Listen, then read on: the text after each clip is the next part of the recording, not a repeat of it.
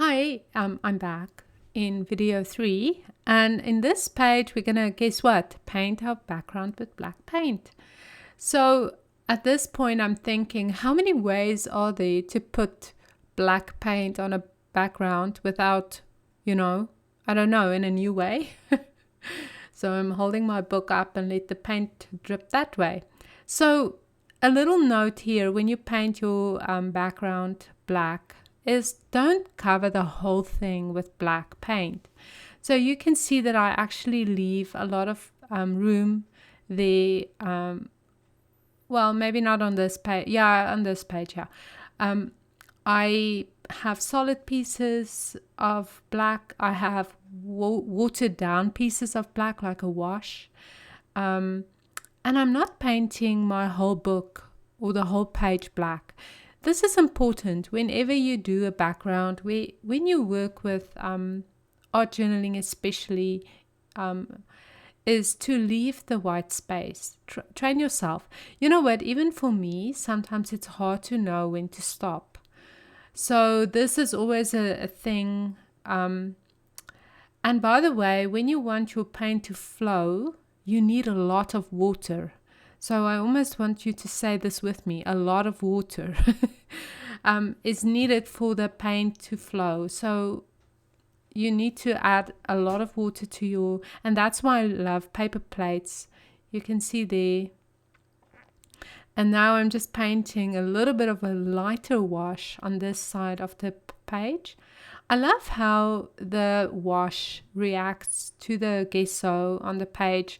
It resisted a little. You can see it sits on top of the page, where otherwise it might have been drawn into the paper. So I love this when it dried. So this illustration, I'm going to cut it because I don't like to fold my illustrations. You run into trouble when you want to close your books. And now I'm just using Mod Podge on the back. You can see there's obviously a little bit of black that wasn't dry.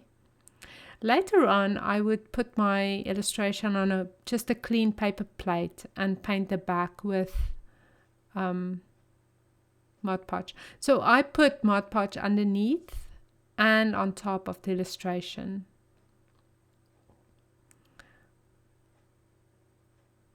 So in this case, just remember rule number 3. Be nice to your teacher here. And then I cut my illustration, and this is just, don't cut it in the middle. Use the rule of thirds here, and then just stick it down on the other side of the page. And you can see I will do this a couple times in this class, because I love the way I want my books to close properly, and when there's illustration and the books get thicker, and you just run into problems. So just cut them, and then you still have that whole page. It's still a whole even though it's cut up. Okay, so like I said, I love how this wash, this gray light black is that even a thing? Yeah, I think I'm going to invent a new color called light black. This gray color, how it dried, the wash. And I was actually contemplating calling this class Washes. Washes and Words was one of the options. But I had 3 titles for this class. And I sent the options to my girls. And all 3 of them voted unanimously for Press and Paint. So I just want to show you, this is all the cut files or the stencils that are designed for this class. And for the first 4 pages, I'm using the one on the left that says a person cannot receive even one thing unless God bestows it. I love that piece out of John, and this is the stencil that we're using on the first 4 pages. And funny enough, I used it on all 4 pages, but you know what, in the end, it's really not the words. of course the words are important to me personally, but it's more the texture. I love the texture of stencils and the texture of text. Specifically, it's one of my favorite things.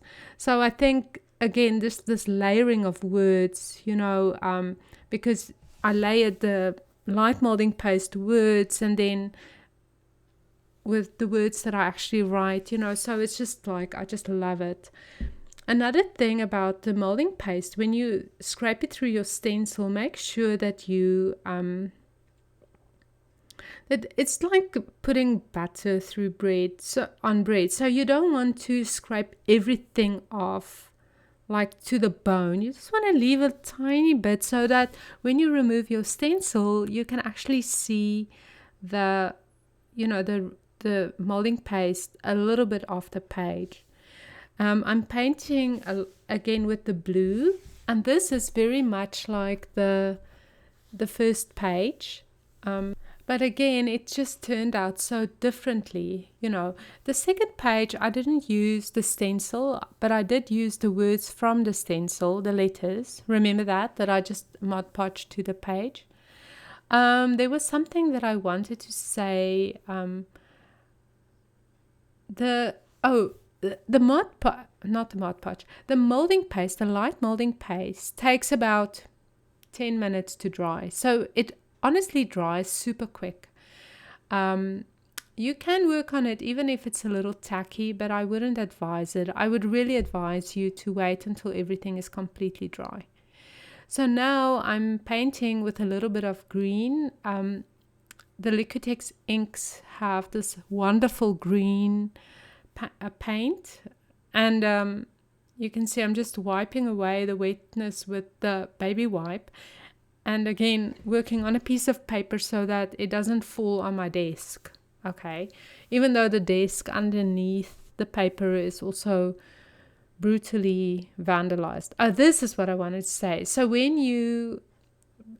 this is the reason why I add my illustrations with Mod Podge matte, is because if you spill paint on it, you can take a baby wipe and just clean it up. It protects it. It gives that a little bit of a water resistant layer. So if you get paint on it, you can just clean it up if you want to. You don't always have to, but I like it that I don't have to be so super careful with everything. So I'm loving the splatters, the texture, everything that's happening on this page now. And I want to paint on it, but I want to use a little bit more of a green, a light green, maybe add a tiny bit of yellow. You can see I'm mixing it there just off the camera. I don't know why I do this, but sometimes I don't think. Maybe I'm listening to music or something, and I don't know. But it's still too blue. I think I added even more white to it, and it's not green enough either. So I loved the titanium white. The Liquitex Heavy Body Titanium White is... So the difference with certain kinds of whites, and believe it or not, this is what Tia, my oldest girl, she's third year fine arts at university, they do a lot more color theory than we did. So I honestly was wrecking my brain, and I could not remember that we did color theory when I studied art in the 90s. We were just like handed tubes of paint and said, go paint. You mixed your own colors, and I think that at that time it was more popular just to paint out of the tubes, not so much mixing it. Where Tia studies fine arts, and they do a lot of color theory. But anyways, so she told me that the titanium white paint is way more opaque than some of the other whites, and I think that's intuitively why I just loved it even before I knew this. It's because you can see there, it just hides everything underneath it, and that's what you want sometimes. Not always, but sometimes. So I love the acrylic heavy body paints. I wanted a light color again for rule number 2, but also I wanted a painterly effect, right? So that is why I'm not waiting for all the colors on this specific page to be dry. So even when the yellow is not completely dry, I can paint into it and it will mix with the color that I'm painting with. And you can also see that I'm using a fairly small brush, a fairly small flat brush. And that also helps when you when you want to have a painterly effect. So you meaning that you want to see the paint strokes or the paint brushes, you know. So again, the trick here is not to paint away everything, you know, but I call it in my mind, I'm cleaning up a little. And I love what happens there. So you can see the illustration, there's a black background. You can clearly see that there's been painting around it. I love that. I love little textures and happenings on a page. So again, Philip Badenhorst, my professor when I studied art, he would say that you must be able to cut a square out of a piece of paper and put it over your painting, and that should be a painting in itself. So if you have that in mind with your art journal page, then every single part of your art journal page should be, you know, interesting and fascinating and textured, you know. And so that's just a little bit behind my thinking, why I do what I do. So again, I'm using this stencil, and honestly, you can see at the back, it was an old illustration that I probably printed, and so it was, I didn't use just a cut off piece of paper. So now I'm just cutting that a little smaller so I can get into the crease there and just dabbing the paint. So again, with the other pages I use spray paint, and that's amazing. I'm in love. Now I want all Liquitex spray paints. But I love, so okay, so I was talking about the texture and how every part of your art journal page should be a little painting. Oh, this is what I want to say. When I started, my passion, right, for art and teaching art came from a teacher that changed my life. And you know what, I'll tell you the story in the next video. But just to finish up here, because I'm almost done with this page, I love to go back on my pages and embroider. I don't know if you've seen some of my other art journal pages. I call it embroidering. But you know what? This stencil is like cheating because you can embroider in one fell swoop. So in the end, I found that I needed a lot less embroidering part. The stencil almost did it for me. Here you can see I did a tiny bit of embroidering just at the top. I added some leaves, but that was it. I was so happy with this page. Here you can see I added my journaling, and thank you for watching. I'll see you in the next video. Bye.